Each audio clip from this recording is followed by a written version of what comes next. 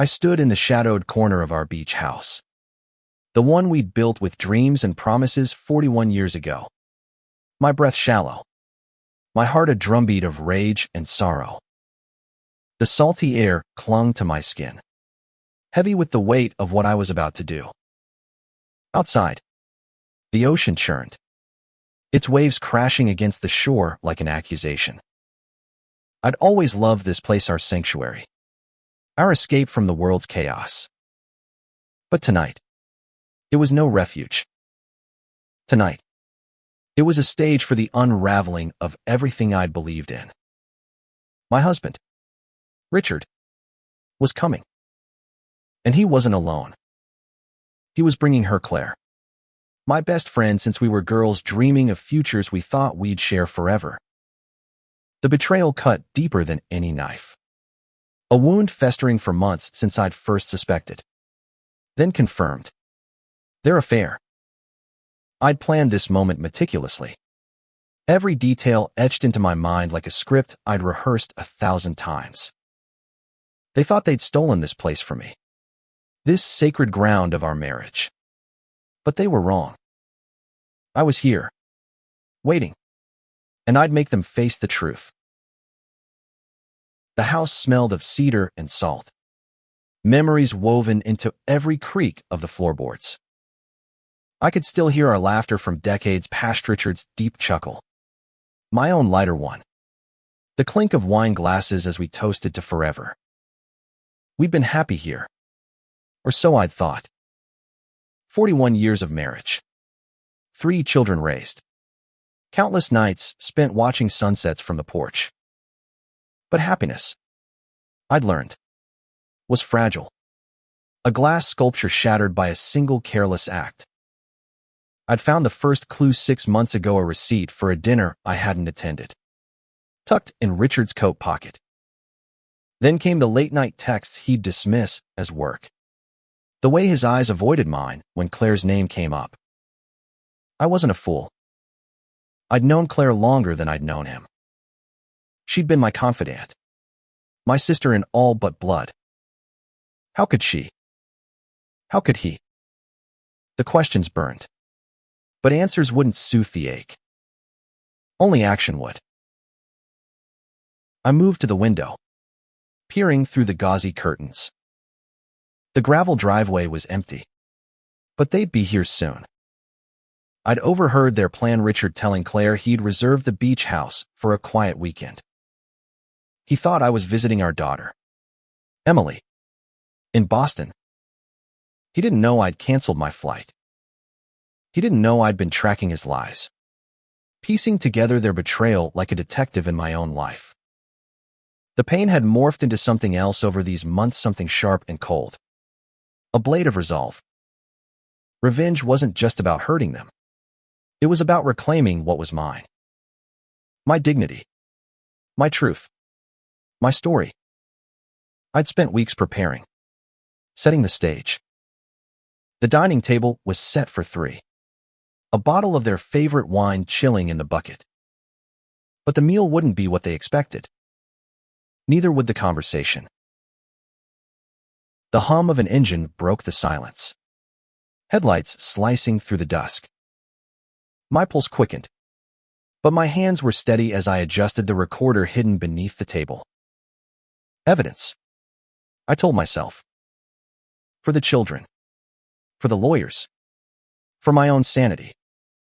The car door slammed, and I heard their voices, Richard's low and warm, Claire's bright with that laugh I'd once loved. My stomach twisted, but I forced myself to breathe. They stepped onto the porch, their footsteps heavy with the weight of their secrets. The door creaked open, and I slipped into the kitchen, out of sight but close enough to hear. "It's perfect," Claire said, her voice dripping with excitement. "Just us. No interruptions." Richard murmured something I couldn't catch, but the intimacy in his tone was a punch to my gut. I gripped the edge of the counter, my knuckles white. Not yet, I told myself. Let them settle. Let them think they're safe. They moved into the living room, their laughter filling the space that had once been ours. I waited, counting the seconds, letting the tension build like a storm gathering strength. When I stepped into the doorway, the light from the chandelier caught my face, and their laughter stopped as if sliced by a blade.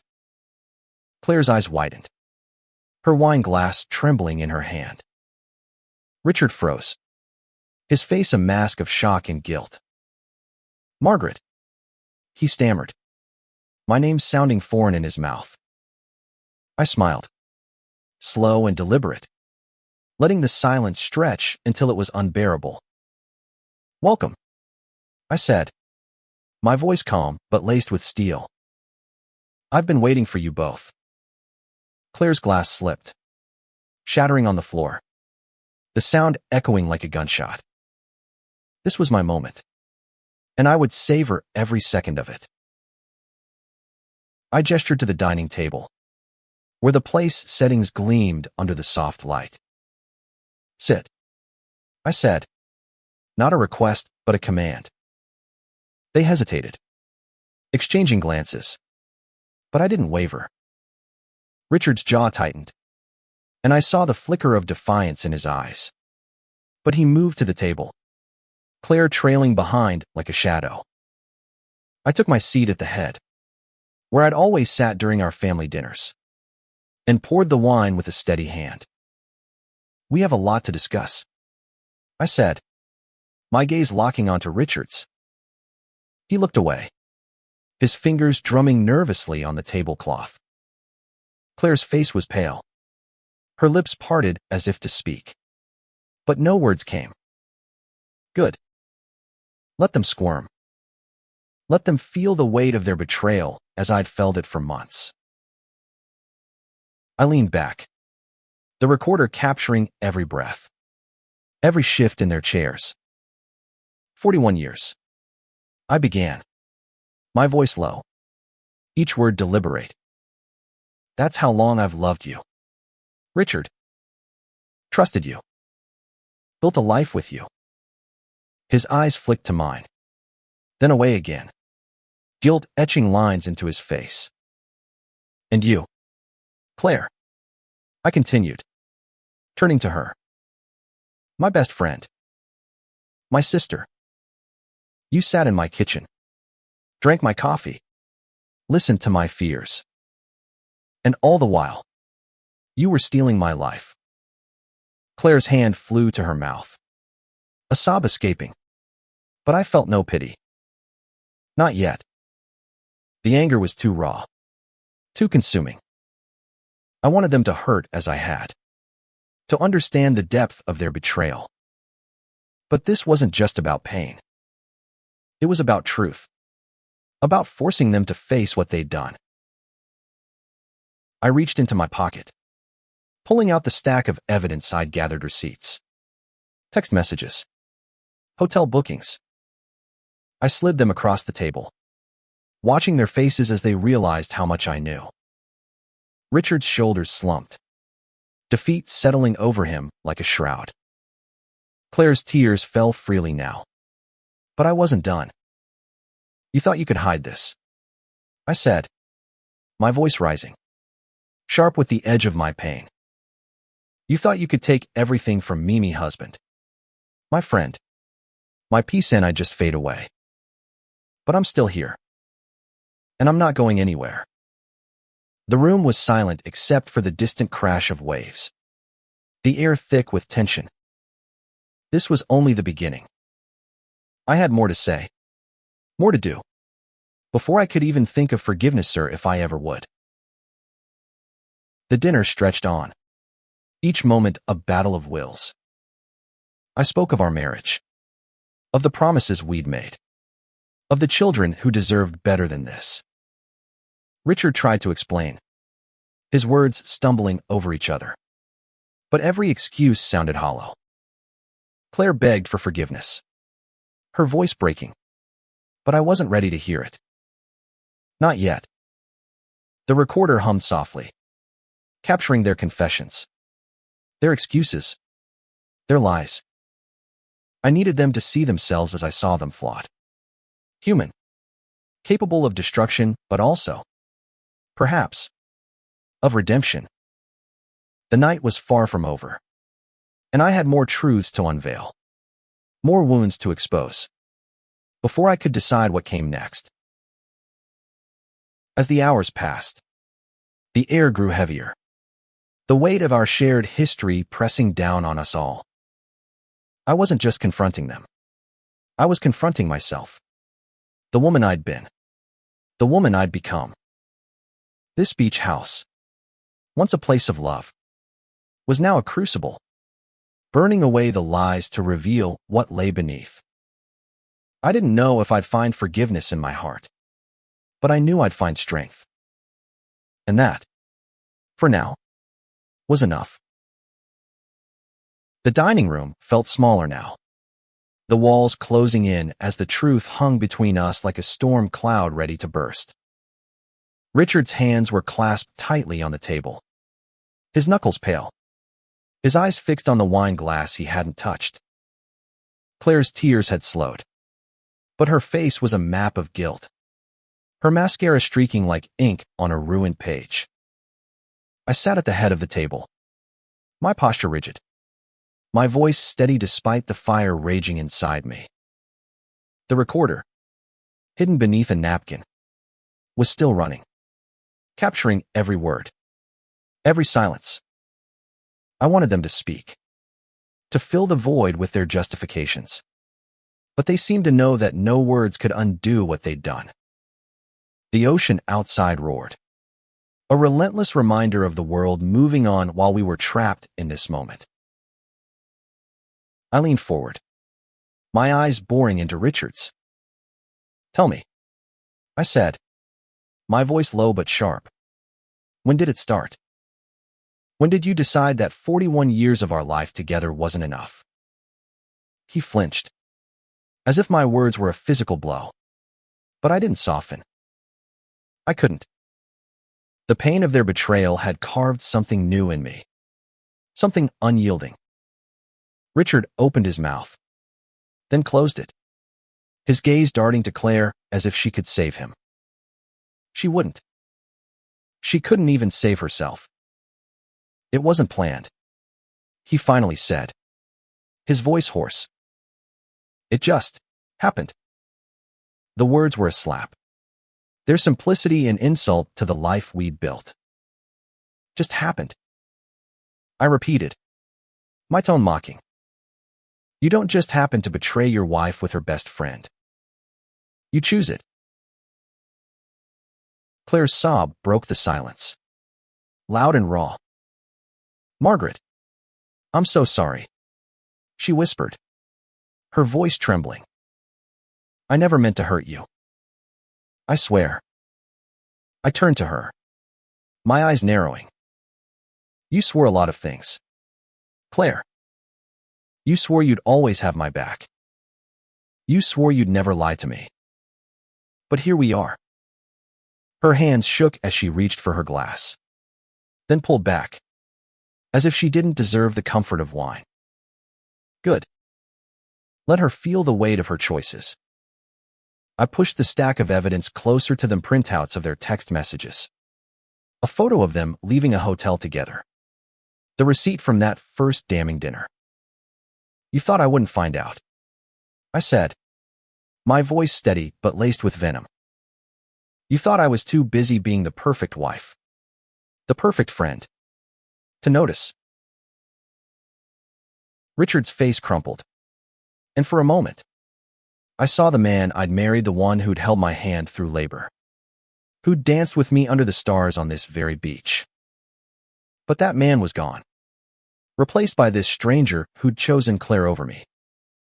"Margaret," he said, his voice breaking, "I love you.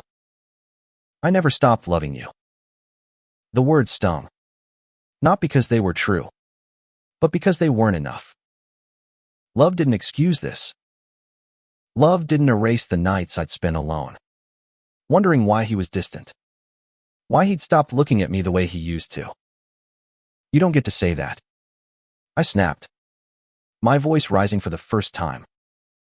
You don't get to hide behind love when you've been lying to me for months. Claire reached for my hand, but I pulled away, the touch burning like betrayal itself. Please, Margaret, she begged. Let me explain. It wasn't about you. It was a mistake. A mistake. The word echoed in my mind, hollow and meaningless. A mistake was forgetting to pay a bill, not tearing apart a friendship, a marriage, a family. I stood, the chair scraping against the floor, and paced to the window, needing air, needing space. The ocean was a dark, churning mass, its waves a mirror to my anger. I turned back to them, my voice cold. You don't get to decide what this was. You don't get to rewrite the story. I do.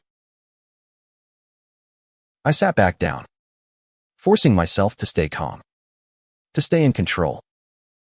This was my moment, my stage, and I wouldn't let them take it from me. Let's talk about the beach house, I said, my eyes locking onto Richard's. This place was ours. Our sanctuary. You brought her here, knowing what it meant to me. Why? He swallowed hard, his Adam's apple bobbing. I thought it would be discreet, he admitted, his voice barely above a whisper. Discreet. The word was a knife, twisting deeper. Discreet, I echoed, letting the word hang in the air. You thought you could defile our home, and I'd never know. But I knew. Richard. I always knew. Claire's head dropped, her shoulders shaking with silent sobs. I didn't care. Not yet. The anger was still too raw, too consuming. I poured myself another glass of wine, the liquid glinting like blood in the candlelight. You're going to tell me everything, I said, my voice steady again. Every detail, every lie. And you're going to do it now. Richard's eyes met mine, and for the first time, I saw fear there. Good. He should be afraid. Not of me, but of the truth, of the consequences of his choices. Claire's voice was a whisper, barely audible. It started a year ago, she said, and my heart stopped, then raced. A year. A whole year of lies, of stolen moments, of my life unraveling while I smiled and trusted. I listened as they spoke, their words tumbling out in a rush, as if confessing would somehow cleanse them. It didn't. Every detail was a fresh wound, the late-night meetings, the excuses, the moments they thought they'd hidden so well. But I'd seen the signs, the cracks in their facade. I'd pieced it together, not because I wanted to, but because I had to. For my children, for myself, for the life I'd fought so hard to build. The recorder captured it all, a silent witness to their shame. I didn't interrupt, didn't react, just let them talk until their voices grew hoarse, their excuses thin. The night stretched on, the air thick with regret and unspoken questions. What now? Could there be forgiveness? Redemption? I didn't know. But I knew I wasn't done. Not yet. As they fell silent, I stood again, moving to the window to look out at the ocean. The waves were relentless, pounding the shore with a rhythm that matched my heartbeat. I turned back to them, my voice soft but unyielding. You've taken so much from me, I said, but you don't get to take my strength. You don't get to take my truth. I paused, letting the words sink in. This is my house, my life, and I'm taking it back. The room was silent, the weight of my words settling over us like dust. I didn't know what came next, but I knew I'd face it on my terms. For now, that was enough. The silence in the dining room was suffocating, broken only by the distant crash of waves and the faint hum of the recorder. Still running, still capturing every moment of this unraveling. Richard's head was bowed, his hands clasped so tightly his knuckles were white. Claire's tears had dried, but her eyes were red, her face a mask of shame and fear. I stood by the window, the cool glass against my palm grounding me as I fought to keep my emotions in check. The ocean outside was a restless beast, its rhythm a mirror to the turmoil inside me. I'd heard their confessions, their halting explanations, but they weren't enough. They could never be enough. A year of lies, a year of stolen moments in the shadows of my life fight was a theft I couldn't forgive.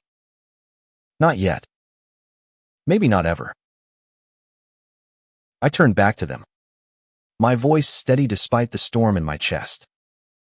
You think you can just confess and be absolved? I asked, my eyes flicking between them. You think words can erase what you've done? Richard looked up, his eyes pleading, but I held up a hand, silencing him. No.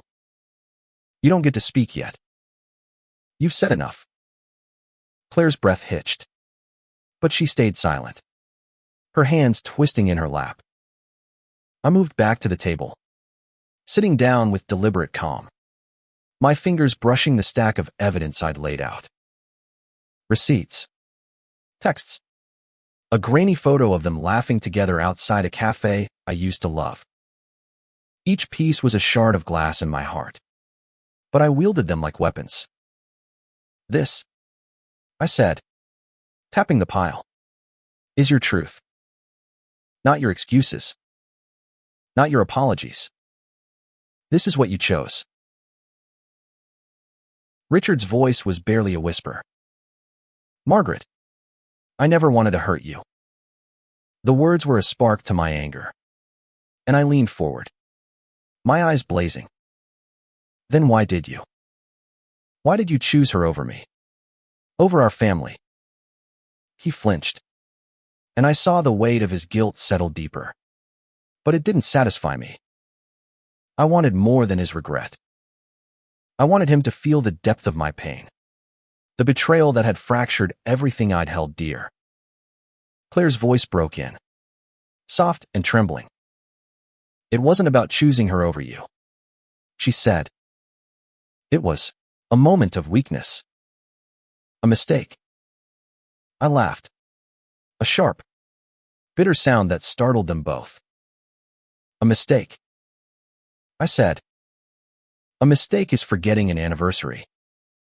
This was a choice. Every time you met, every time you lied, you chose this. I stood again, pacing the room, my footsteps echoing on the hardwood floor. The beach house felt alive with memories, each one tainted now by their betrayal. The summers we'd spent here with our children, Emily, Thomas, and Sarah, building sandcastles and chasing waves. The nights Richard and I had sat on the porch, planning our future, dreaming of growing old together. I trusted him with my heart, my life, my everything. And Claire'd been there through it all. My rock, my confidant. How had it come to this? How had the two people I loved most turned my world to ashes? I stopped pacing, turning to face them. You brought her here, I said to Richard, my voice low and dangerous. To our place. Why this house? He swallowed hard, his eyes darting away. It was familiar, he said finally. Comfortable. The simplicity of his answer was a fresh wound. Comfortable.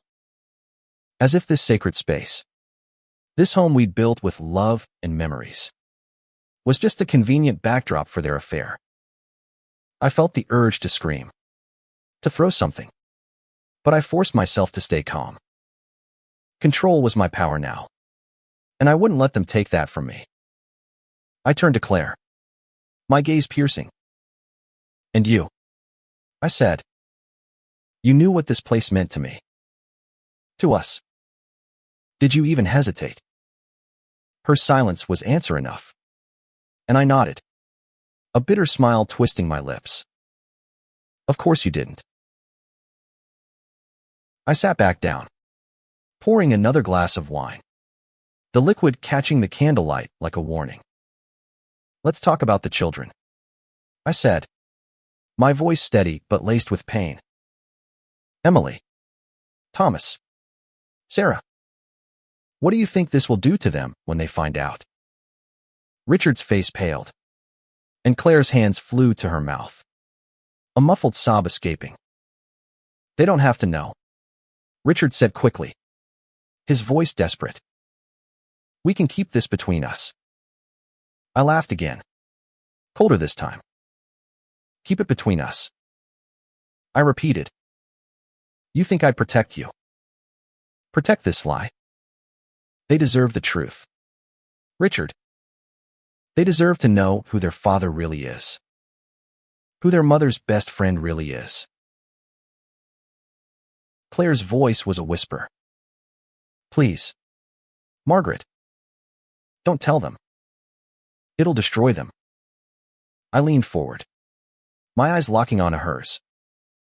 "You should have thought of that before you destroyed me." The words hung in the air, heavy and final. I could see the fear in their eyes, the realization that their actions had consequences far beyond this room. I didn't want to hurt my children, but I wouldn't shield Richard and Claire from the fallout. They'd made their choices, and now they'd face the cost. The recorder hummed softly, a silent witness to their unraveling, and I felt a strange sense of power in that. I was no longer the victim. I was the one in control, the one telling the story. The night wore on, the tension building with every word, every glance. I asked questions, probing deeper, forcing them to confront the details of their betrayal. When had they first kissed? Where had they gone when they claimed to be elsewhere? Each answer was a fresh cut, but I needed to hear it, needed to understand the full scope of their deception. Richard's voice grew quieter, his excuses weaker, as if he was finally seeing the wreckage he'd caused. Claire's tears returned, but they no longer moved me. I was beyond pity, beyond compassion. All I felt was the burning need for justice, for truth. As the clock ticked past midnight, I stood, my body aching from the strain of holding myself together. "You've said enough," I told them, my voice firm. "Now it's my turn." I reached for the recorder, stopping it with a deliberate click. The sound was final, a door closing on this chapter of our confrontation. I didn't know what came next, but I knew it would be on my terms. I'd spent months planning this moment, but the future was uncharted. Forgiveness, revenge, redemption. I didn't have the answers yet, but I had time, and I had the truth. For now, that was enough. The recorder's click echoed in the quiet dining room, a punctuation mark on the confessions that had spilled out like blood from a wound. I slipped it into my pocket, its weight a reminder of the power I now held.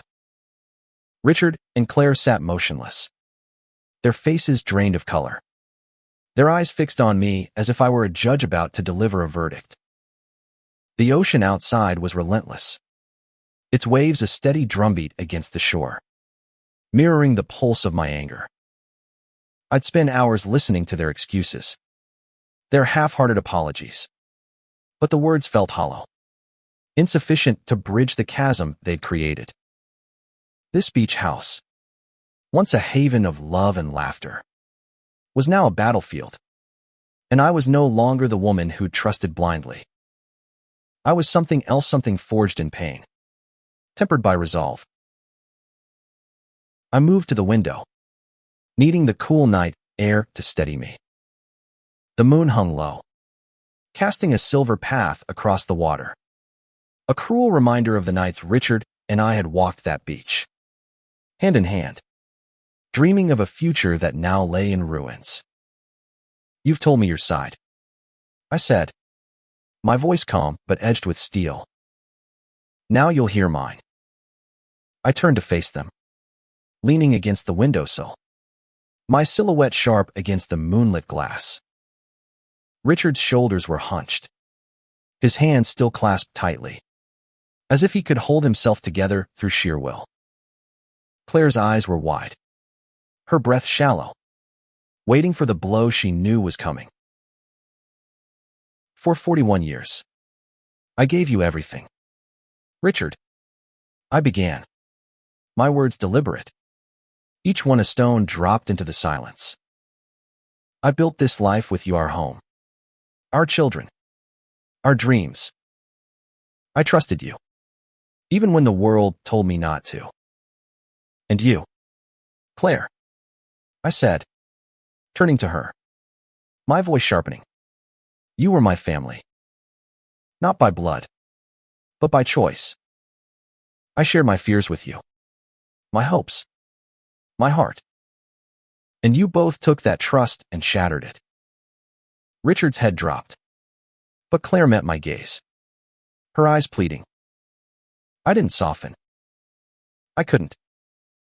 The pain was too deep, the betrayal too raw.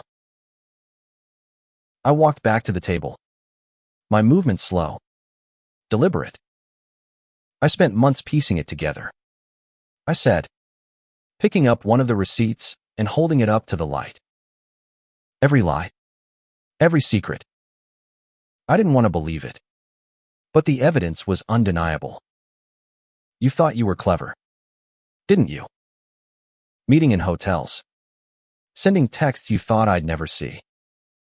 But I saw everything." I let the receipt fall, watching it flutter to the table like a dead leaf. "I saw you, Richard, checking your phone when you thought I was asleep.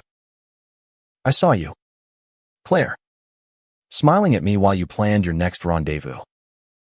And I felt myself breaking, piece by piece, until I decided I wouldn't break anymore." Richard's voice was a whisper, barely audible. "Margaret." I never meant. I cut him off, my hand slicing through the air. Don't tell me what you meant. Your actions told me everything I need to know." I sat down, leaning forward, my eyes locking onto his. "You brought her here, to our beach house, to the place where we raised our children, where we promised to love each other forever. Did you think about me at all? Did you think about Emily, Thomas, Sarah?" His silence was answer enough, and I felt a fresh wave of anger surge through me. "You didn't. You thought only of yourselves." Claire's voice broke in, trembling but insistent. "Margaret, please. I know we hurt you, but we can fix this. We can make it right." I laughed, a cold, bitter sound that made her flinch. "Fix this," I said. "You think you can fix 41 years of trust? You think you can fix the fact that I'll never look at either of you the same way again?" I leaned back, crossing my arms, letting the silence stretch. The weight of their guilt was palpable, a heavy fog in the room. I wanted them to feel it, to drown in it, as I had for months.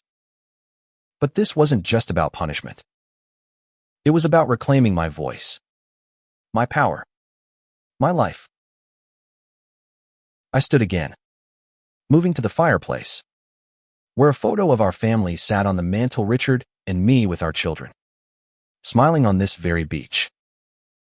I picked it up, tracing the edges with my finger. This was us, I said softly, my voice thick with emotion. This was what we built. And you tore it apart. I set the photo down, turning to face them. But I'm not going to let you destroy me. I'm going to rebuild, with or without you. And tonight, you're going to listen to what that means. I paused, letting the words sink in, watching their faces as they realized this wasn't just a confrontation, it was a reckoning. I began to speak of the future, not the one we'd planned, but the one I'd forge alone. I talked about our children, about how I'd protect them from the worst of this, but not from the truth. They deserved to know who their father was, who their mother's best friend had become. I talked about the beach house, how I'd make it mine again, how I'd erase their betrayal from its walls. Richard's eyes filled with tears, but I didn't stop. Claire's hands shook, but I didn't soften. This was my story now, and I was writing the ending. The recorder was off, but my words were my own record, a testament to my strength, my survival. As the night deepened, the air grew colder. The ocean's roar a constant reminder of the world beyond this room. I felt the weight of my pain, but also the strength of my resolve. I wasn't just confronting them. I was confronting the woman I'd been, the one who'd trusted too much, loved too blindly. That woman was gone, replaced by someone new, someone who could face betrayal and still stand tall.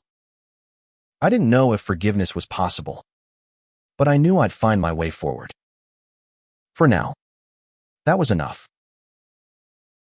The air in the dining room was thick with unspoken words, the kind that linger like ghosts after a storm.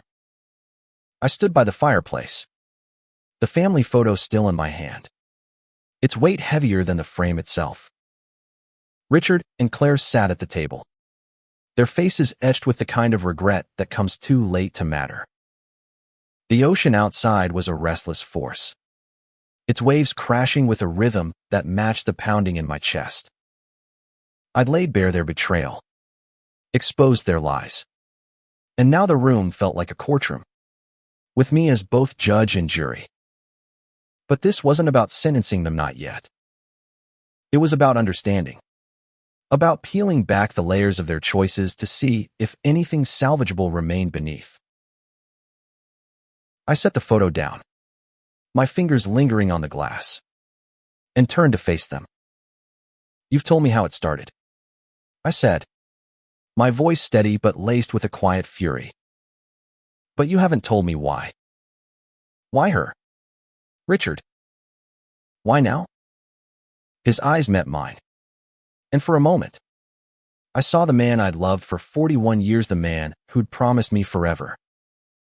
But that man was a shadow now, eclipsed by the stranger who'd chosen Claire over me. He opened his mouth, then closed it, as if the words were too heavy to speak. Claire's gaze dropped to her hands, her fingers twisting the napkin into knots. It wasn't about you, Richard said finally, his voice low, almost broken. It was, I don't know. I felt lost. Margaret. The kids are grown. The house is quiet. And I didn't know who I was anymore. His words were a punch. Not because they excused him, but because they revealed a truth I hadn't seen. We'd grown apart. Not in a dramatic clash, but in the slow drift of years, of routines, of taking each other for granted. I felt a pang of something grief. Maybe, but I pushed it down. So you turned to her, I said, nodding toward Claire. My best friend. The one person I trusted almost as much as you. Claire's head snapped up, her eyes pleading. Margaret. It wasn't planned. It was a moment. A stupid moment. And it spiraled. I swear, I never wanted to hurt you. Her voice cracked, but I didn't flinch. I'd heard enough apologies. Enough excuses. I wanted truth. Raw and unfiltered. A moment. I said, my voice sharp. A moment doesn't last a year. Claire. A moment doesn't involve secret trips. Lies to my face. Laughter behind my back. I leaned forward, my hands gripping the edge of the table. You both made choices. Over and over again. And now you're going to live with them. I stood, pacing to the window again, needing the space to breathe. The moonlight on the ocean was stark, beautiful in its cruelty, a reminder that the world didn't care about my pain. I turned back to them, my voice softer now, but no less firm. I've spent months hating you both, I said, hating myself for not seeing it sooner. But I'm done with hate. It's too heavy, and I've carried it long enough. Richard's eyes widened, a flicker of hope crossing his face. But I held up a hand. Don't mistake this for forgiveness. I'm not there yet. Maybe I never will be. But I'm choosing to move forward. And you're going to help me. Claire's voice was barely a whisper. How? How can we make this right? I looked at her. Really looked at her. Seeing the woman I'd once called my sister. Her face was older now, lined with guilt and fear. But I saw traces of the girl I'd known. The one who'd shared my secrets and my dreams. You start by being honest, I said. Not just with me, but with yourselves. You start by facing what you've done. Not just to me, but to our children. To the life we all built together. Richard's head dropped again, his shoulders shaking, and I realized he was crying. It should have moved me, but it didn't. Not yet. I sat down, pulling the stack of evidence closer. These, I said, tapping the papers, are for me. For my peace of mind. For my truth. But they're also for Emily, Thomas, and Sarah. They deserve to know what happened. Not the details, but the truth. And you're going to tell them. Claire's gasp was sharp, her hand flying to her mouth. No. Margaret. Please. She begged. It'll break them. I leaned forward, my eyes locking onto hers. You broke this family. Claire. Not me. And they deserve to know why their world is changing. Richard's voice was hoarse. Desperate. Margaret. We can keep this between us. We can fix it without dragging them into it. I shook my head, a bitter smile curving my lips. You don't get to decide that anymore. I do. The room fell silent again, the weight of my words settling over us like a shroud. I felt the power shift, not just in the room, but in me. I wasn't just the betrayed wife, the wounded friend. I was Margaret, the woman who'd survived, who'd faced the worst and was still standing. I stood, moving to the kitchen, needing a moment to collect myself. The familiar hum of the fridge, the scent of cedar and salted, grounded me, reminded me that this house was still mine, no matter what they'd done. I poured a glass of water, the cool liquid soothing my throat, and returned to the dining room. They were still there, waiting, their faces a mixture of fear and resignation. This is what's going to happen, I said, my voice firm. You're going to tell the children the truth. Together. With me there. You're going to take responsibility for what you've done. And then we'll see what's left to salvage. Richard's tears fell freely now. But he nodded. A small, Broken gesture. Claire's hands were shaking, but she nodded too.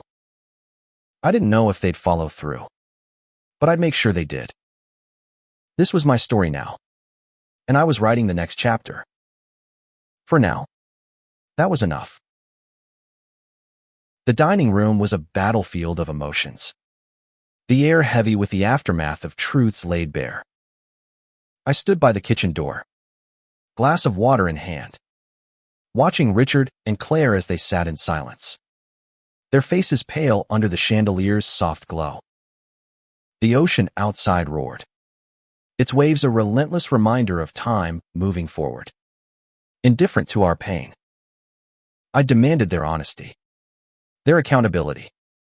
And now the weight of that demand hung between us, a fragile thread stretched to breaking. I wasn't sure what I wanted from them anymore. Forgiveness seemed too distant, revenge too petty. But I needed something, some kind of closure, some way to reclaim the pieces of myself they'd shattered. I set the glass down and returned to the table, my movements deliberate, my eyes fixed on them. You've admitted what you've done, I said, my voice low but unyielding. But admitting isn't enough. You've got to face the consequences, not just with me, but with our children. Richard's head snapped up, his eyes red and desperate. Margaret, please, he said, his voice cracking. Don't make us do this. It'll destroy them. I leaned forward, my hands flat on the table, my gaze unwavering. You destroyed this family, Richard. You and Claire. Not me. And they deserve to know why their parents' marriage is falling apart. Claire's sob was soft, almost inaudible, but I didn't look at her. My focus was on Richard, the man I'd loved for 41 years, the man who'd betrayed me in the one place I'd thought was sacred. I pulled out my phone, scrolling to a photo of our children, Emily, Thomas, and Sarah laughing together at last year's Christmas dinner. I held it up, forcing them to look. This is what you've put at risk, I said, my voice trembling for the first time. These are the people who trusted us, who believed in us. And you've broken that trust. Richard's tears fell onto the tablecloth, small dark spots spreading like stains. Claire reached for his hand, then stopped herself, her fingers curling into a fist. I put the phone down, my heart aching but my resolve unbroken. You're going to tell them, I said. Not tonight, but soon. And I'll be there to make sure you do it right. Claire's voice was a whisper, fragile and broken. What do you want from us? Margaret, what can we do? I looked at her, really looked at her, seeing the woman I'd known for decades, the one who'd shared my laughter and my tears. But that woman was gone, replaced by someone I didn't recognize. I want you to feel this, I said, my voice steady again. I want you to carry the weight of what you've done, the way I've carried it for months. I want you to understand what you've taken from me. Her eyes filled with tears again, but I felt no pity. Not yet. The wound was too fresh, the betrayal too deep. I stood, pacing to the window, needing the ocean's vastness to calm the storm inside me. The moonlight cast long shadows across the room, and I felt like one of them, sharp, defined, but intangible, a ghost of the woman I'd been. This beach house, I said, my voice softer now, was supposed to be our forever, our place to grow old, to watch our grandchildren play on the sand. And you tainted it. I turned to Richard, my eyes burning. You brought her here, knowing what it meant to me. Why? He swallowed hard, his voice barely audible. I thought it would be safe. that you'd never know. The honesty was a knife, cutting deeper than any lie. Safe. As if my pain was just collateral damage. I moved back to the table, sitting down with a sigh. You thought wrong, I said simply. You underestimated me. Both of you. Claire's hands were shaking, her napkin now a shredded mess in her lap. Richard's face was a mask of defeat. His shoulders slumped as if the weight of his choices was finally crushing him. I leaned back, crossing my arms, letting the silence stretch. The recorder was off, but I didn't need it anymore. Their confessions were etched into my memory, a permanent record of their betrayal. I felt a strange sense of clarity, a realization that I was no longer the victim. I was the one in control, the one shaping what came next. I'm not going to let you ruin this place for me, I said, my voice firm. This house is mine. Ours, mine, and the children's. I'm going to take it back. Make it whole again. Richard's eyes met mine. A flicker of something hope, maybe crossing his face. Does that mean? He started, but I cut him off. It doesn't mean anything for us, I said sharply. It means I'm choosing to heal, to rebuild, with or without you. Claire's sob was louder this time, but I didn't look at her. I was done comforting, done softening the blow. They'd made their choices, and now I was making mine. The night stretched on, the conversation shifting from confrontation to something quieter, more introspective. I spoke of the future, of the woman I wanted to become, of the strength I'd found in the ashes of their betrayal. I didn't know if I could forgive them, but I knew I could survive them. And that was enough for now. The ocean's roar was a constant companion, a reminder that life went on, even in the face of pain. I looked at Richard and Claire, their faces worn with guilt and regret, and I felt a spark of something new, not forgiveness. Not yet, but a possibility. A chance to redefine myself, to write a new story. For now, that was enough. The dining room was a crucible, the air thick with the residue of our confrontation. I sat at the head of the table, my hands folded, my gaze steady as I watched Richard and Claire grapple with the wreckage they'd created. The ocean outside was a restless chorus, its waves crashing with a rhythm that felt like a countdown. The night had stretched into the early hours, and exhaustion tugged at me, but I refused to let it show. This was my moment, my chance to reclaim the narrative of my life, and I wouldn't falter. Richard's tears had dried, leaving his face gaunt, his eyes hollow. Claire's hands were still, her napkin a tattered remnant of her nerves. They were waiting for me to speak, to dictate the next move, and I let the silence linger, savoring the power it gave me. You've told me your side, I said finally, my voice calm but unyielding. You've confessed. You've apologized. But that's not enough. Words don't fix this. Actions might. Richard's head lifted, a flicker of hope in his eyes. But I held up a hand. Don't misunderstand me. This isn't about saving you. It's about saving me. Saving our children. Saving what's left of this family. Claire's breath hitched, her eyes searching mine for a hint of mercy. She wouldn't find it, not yet. The pain was too deep, the betrayal too fresh, like a wound still bleeding. I leaned forward, my hands flat on the table. You're going to make this right, starting with the truth. Not just to me, but to Emily, Thomas, and Sarah. Richard's voice was hoarse, desperate. Margaret, we can't tell them. It'll break their hearts. I laughed. A sharp, bitter sound that cut through the room.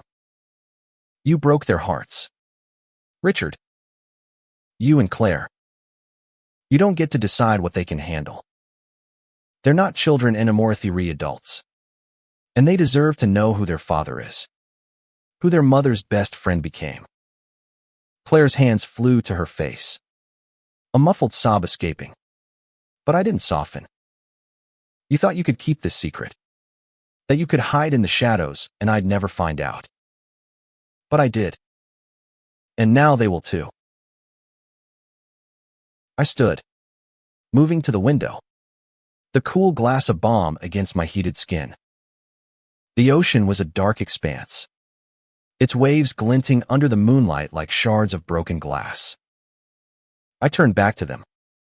My voice softer now, but no less firm. This beach house, I said, was our sanctuary. Our place of joy. Of memories. You tainted it. But I won't let you destroy it. I'm going to take it back. Make it mine again. Richard's eyes met mine. And I saw the weight of his guilt. The realization that he'd lost something irreplaceable. Claire's voice was a whisper. How can we help? Margaret. What can we do? I looked at her. My gaze unflinching. You can start by owning what you've done. Not just to me, but to yourselves. I sat back down, pulling the stack of evidence closer. These papers, I said, tapping the pile, are my insurance. They're proof of your betrayal, but they're also a reminder of my strength. I found this. I faced it.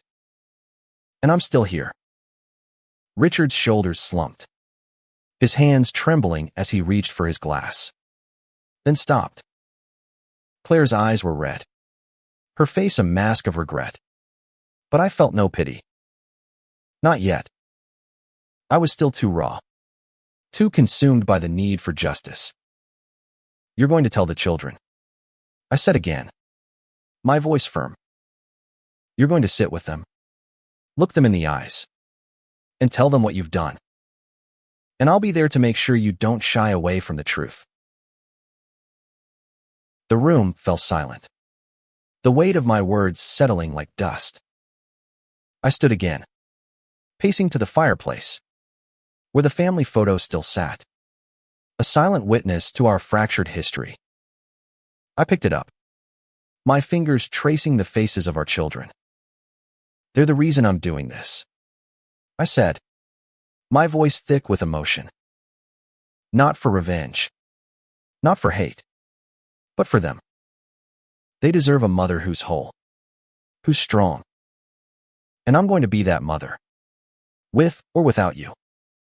Richard's tears returned, silent and heavy, but I didn't look away. Claire's hands were clasped tightly, her knuckles white, as if she could hold herself together through sheer will. I set the photo down and turned to face them. This is what's going to happen, I said, my voice steady. We're going to call the children tomorrow. You're going to tell them the truth. And I'm going to be there to support them. Not you. After that, we'll see what's left. Richard nodded. A small, broken gesture. And Claire followed, her eyes downcast. I didn't know if they'd follow through, but I'd make sure they did. This was my story now, and I was in control. The ocean's roar was a constant reminder that life went on, that I could go on, even in the face of betrayal. As the night deepened, I felt a shift inside minute forgiveness. Not yet, but a spark of something new. Strength. Maybe. Or resolve. I was no longer just the betrayed wife, the wounded friend. I was Margaret, the woman who'd faced the worst and was still standing. I didn't know what the future held, but I knew I'd face it on my terms. For now, that was enough. The dining room felt like a stage after the final act. The tension still palpable, but quieter now. As if the storm had passed and left only wreckage in its wake. I stood by the fireplace, the family photo in my hands. Its weight a reminder of the life we'd built and the one we'd lost. Richard and Claire sat at the table, their faces worn, their eyes heavy with the weight of their confessions. The ocean outside was a constant presence, its waves crashing with a rhythm that felt like a heartbeat, steady and unyielding. I demanded their truth, their accountability. And now the air was thick with the aftermath, a fragile silence waiting to be broken. I set the photo down and turned to face them, my voice calm but resolute. You've said your piece, I said. You've confessed. You've apologized. But that's only the beginning. This isn't about wiping the slate clean. It's about facing what you've done. Not just to me, but to our children. To the life we all shared. Richard's eyes met mine, red and raw. But he didn't speak. Claire's hands were still, her napkin a shredded mess in her lap, her face a map of regret. I leaned against the fireplace, crossing my arms, letting the silence stretch. Tomorrow, I said, we call Emily, Thomas, and Sarah. You're going to tell them the truth, and I'm going to be there to make sure it's done right. Claire's gasp was sharp, her hands flying to her mouth. Margaret, please, she whispered. They don't need to know. We can fix this without hurting them. I shook my head, a bitter smile curving my lips. You don't get to decide what they need. Claire, you lost that right when you chose to betray me. Richard's voice was low, almost broken. Margaret, there has to be another way. We can keep this between us. I laughed, a cold, sharp sound that made them both flinch. Keep it between us, I said. You thought you could keep your affair a secret. And look where that got us. No. They deserve the truth. And you're going to give it to them. I moved to the window, the moonlight casting long shadows across the room. The ocean was a dark, churning mass, its waves glinting like knives in the night. This beach house, I said, my voice softer now, was our sanctuary. Our place of love, of memories. You tainted it, but I'm taking it back. I'm going to make it whole again. For me. For the children. Richard's head dropped, his shoulders shaking, and I realized he was crying again. Claire's eyes were fixed on the table, her hands trembling. I didn't feel pity, not yet. The pain was too raw, the betrayal too deep. But I felt something else, something stronger, resolve. I sat back down, pulling the stack of evidence closer. These, I said, tapping the papers, are my proof, my truth. But they're also a reminder that I'm not the one who broke this family. You are. I looked at Richard, then Claire, my gaze unwavering. You're going to face our children, and you're going to tell them what you've done. Not to hurt them, but to honor them. They deserve to know who you are. Richard's tears fell silently, but he nodded. A small, broken gesture. Claire's voice was a whisper. I'll do it, she said. I'll tell them. I owe you that. I nodded, not trusting myself to speak. It wasn't forgiveness, but it was a start. The conversation shifted, the tension easing slightly as we talked about logistics, when to call the children, where to meet, how to frame the truth. It wasn't about protecting Richard and Claire. It was about protecting Emily, Thomas, and Sarah. They were my priority now, my reason for fighting through this pain. I spoke of the future, of rebuilding, of finding a way to heal without them if I had to. Richard listened, his face etched with guilt, while Claire's eyes were downcast, her hands still. The ocean's roar was a constant backdrop, a reminder that life went on, even in the face of betrayal. As the night wore on, I felt a shift inside me at forgiveness. Not yet, but a clarity, a sense of purpose. I was no longer just the betrayed wife, the wounded friend. I was Margaret, the woman who'd faced the worst and was still standing. I didn't know what the future held, but I knew I'd face it on my terms. I stood, moving to the kitchen, needing a moment to breathe. The familiar hum of the fridge, the scent of cedar and salted, grounded me, reminded me that this house was still mine. I returned to the dining room, my resolve stronger than ever. Tomorrow, I said, my voice firm. We start rebuilding. Not for you, but for me. For the children. For now, that was enough. The dining room was quiet now. The kind of quiet that follows a storm. Heavy with the weight of what's been said and what's still to come. I stood by the kitchen door, my hands steady, my heart a tangle of resolve and pain. Richard and Claire sat at the table, their faces worn, their eyes reflecting the dim light of the chandelier. The ocean outside was a relentless force, its waves crashing with a rhythm that felt like a promise of renewal. Even in the midst of ruin, I'd laid out my terms, demanded their accountability, and now the air was thick with the anticipation of what tomorrow would bring. The truth would be told, not just to me, but to our children, and I would be there to guide them through the fallout. I moved back to the table, sitting down with deliberate calm. Tomorrow, I said, my voice steady. We call Emily, Thomas, and Sarah. You're going to tell them everything, and I'm going to make sure they're okay. Richard's head was bowed, his hands clasped tightly, as if he could hold himself together through sheer will. Claire's eyes were red, her face pale, but she nodded, a small, resigned gesture.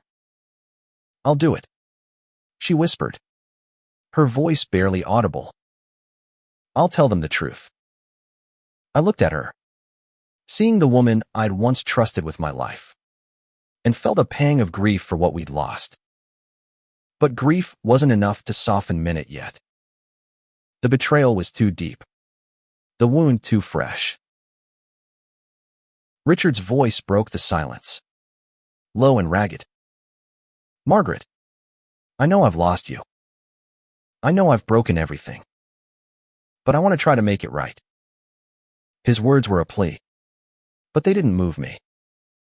Not the way they once would have. I leaned forward, my eyes locking onto his.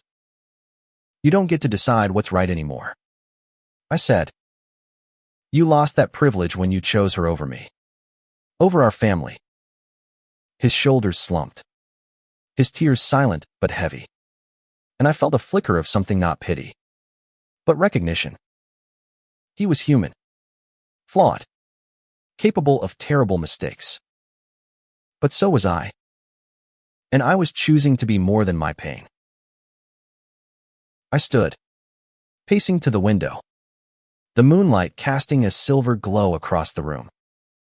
The ocean was a vast, dark expanse, its waves a reminder that life was bigger than this moment. This betrayal. This beach house, I said, my voice softer now, is where I'll start again. Not with you. Maybe not ever. But for me. For the children. I turned to face them, my resolve unshaken. You tainted this place, but I'm taking it back.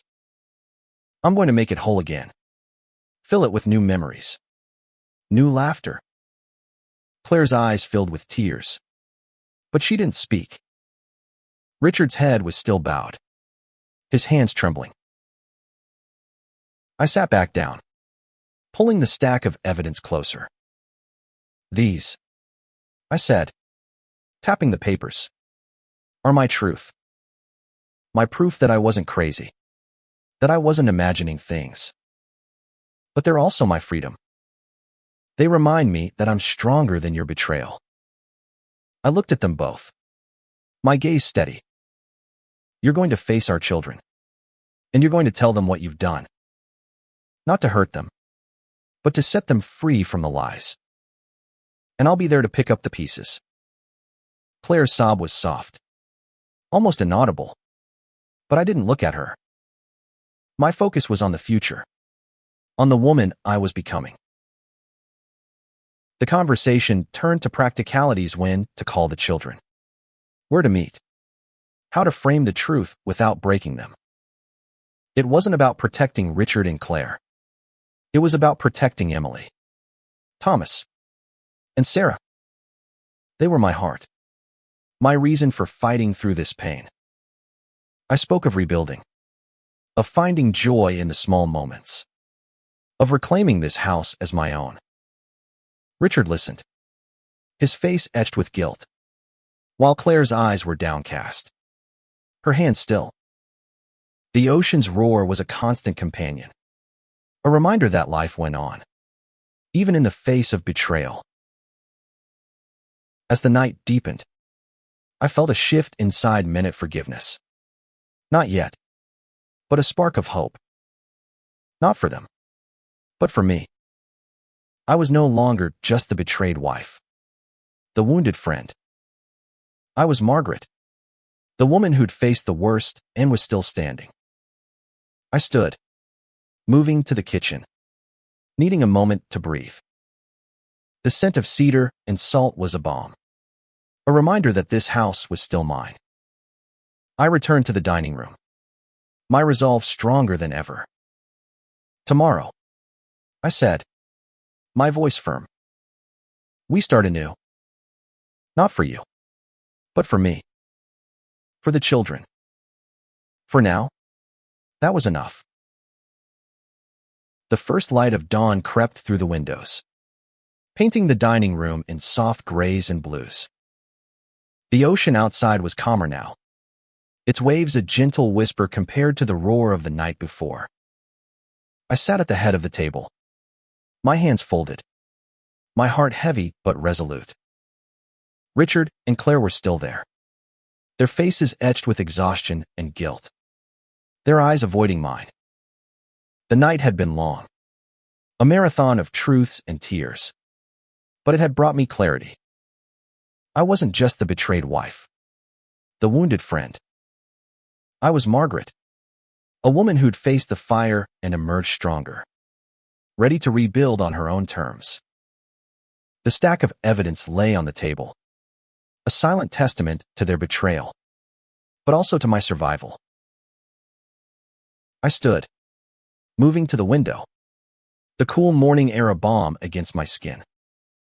It's almost morning, I said, my voice steady. Time to decide what comes next. Richard's head lifted, his eyes red and weary.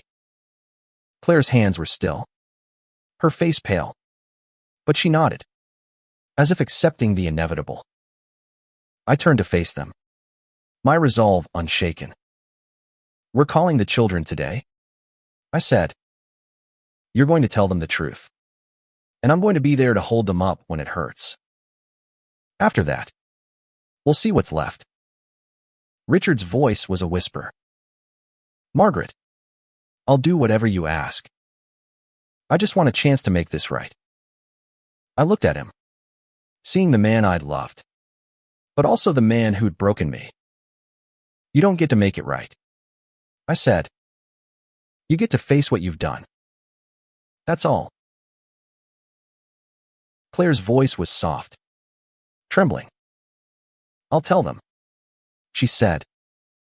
I owe you that, Margaret. I owe them that. I nodded, not trusting myself to speak. It wasn't forgiveness, but it was a step towards something closure. Maybe.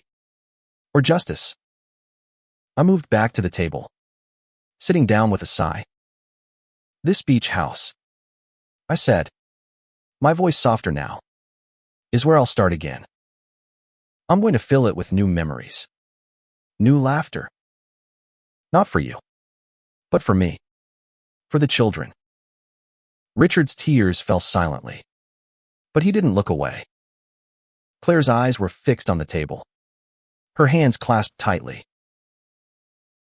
I picked up the family photo from the fireplace, holding it up to the light. This is why I'm doing this, I said, my voice thick with emotion. For Emily, Thomas, and Sarah. They deserve a mother who's whole, who's strong. And I'm going to be that mother. I set the photo down, turning to face them. You've taken so much from me, but you don't get to take my future. I'm taking it back. Starting now. The room was silent, the weight of my words settling like dust. The ocean's whisper was a promise of renewal, a reminder that I could begin again. We talked through the details: when to call the children, what to say, how to support them through the pain. It wasn't about protecting Richard and Claire. It was about protecting my family, my heart. I spoke of rebuilding, of finding joy in the small moments, of making this house a sanctuary again. Richard listened, his face a map of regret, while Claire's eyes were downcast, her hands still. As the sun rose higher, casting golden light across the room, I felt a spark of hope, not for them, but for me. I was no longer defined by their betrayal. I was Margaret, the woman who'd faced the worst and was still standing. The night had been a reckoning, but the morning was a new beginning. I stood, moving to the porch, the salty air filling my lungs. The beach stretched out before me, vast and unbroken, a canvas for the life I'd built. Richard and Claire followed, hesitant, unsure, but I didn't look back. Go home, I said, my voice firm. Prepare yourselves. We'll call the children at noon. They nodded, their footsteps heavy as they left, the car's engine fading into the distance. I stayed on the porch, the ocean's rhythm a steady companion, and felt the weight of the night lift. Just a little. I walked down to the shore, the sand cool beneath my feet, and looked out at the horizon. The future was uncertain, but it was mine. I'd face it with strength, with truth, with the love I had for my children. Forgiveness might come, or it might not, but I didn't need it to move forward. This beach house, this life, was mine again, and that was enough.